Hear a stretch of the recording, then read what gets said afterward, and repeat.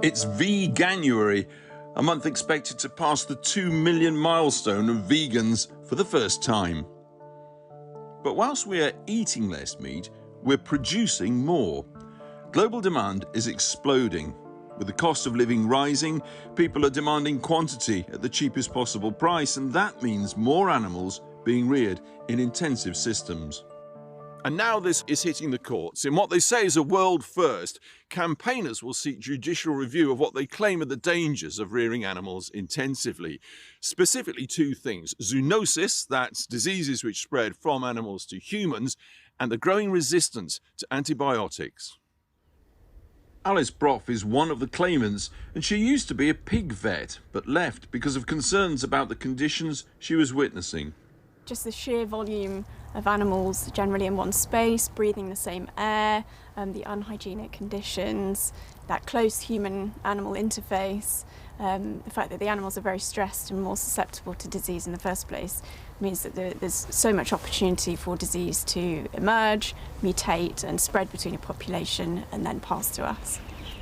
We live in an age when zoonotic diseases are emerging globally at an unprecedented rate. Ebola, SARS, AIDS and of course COVID. Some scientists now believe farming systems which crowd animals together in poor conditions could simply be a giant global petri dish, potentially allowing disease to mutate and spread to humans. Because there are so many livestock on Earth, we have to think seriously about the organisms that live on them, that are potentially pathogenic. We are talking about two today that are existential threats to humanity. One of them is the emergence of pathogens, okay, zoonotic pathogens. We know about this now because of COVID. The other is the rise of antimicrobial resistance. That is resistance to antibiotics. Professor Shepherd's finding that if animals across the world are kept in certain conditions, disease rates increase, alongside bacteria resistant to treating with antibiotics. There will come a point where a simple infection of our tooth can't be treated by antibiotics. A study last week revealed antimicrobial or antibiotic resistance is now killing 3,500 people every day globally. The National Farmers Union says antibiotic use in British farming has fallen 75% in just the last decade, and it's now one of the lowest levels in Europe. Moreover, the standards of animal welfare across British farming are widely accepted to be amongst the best in the world.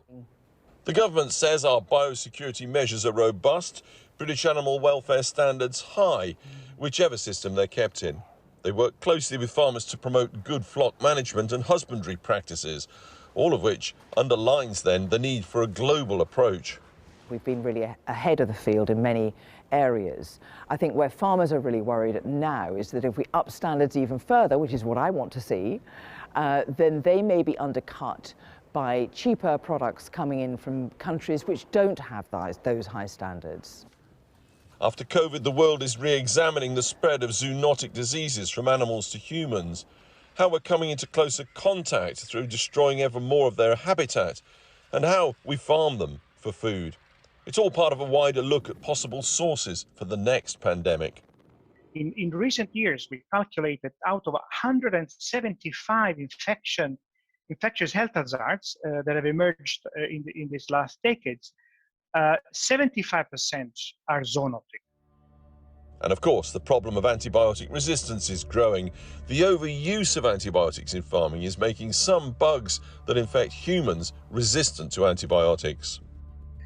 When you have large numbers of animals living in a limited space, they can be stressed and maybe living in poor health conditions. They would be more susceptible to disease or microbial contamination and would need more antimicrobial treatments, which may eventually lead to antimicrobial resistance in human pathogens.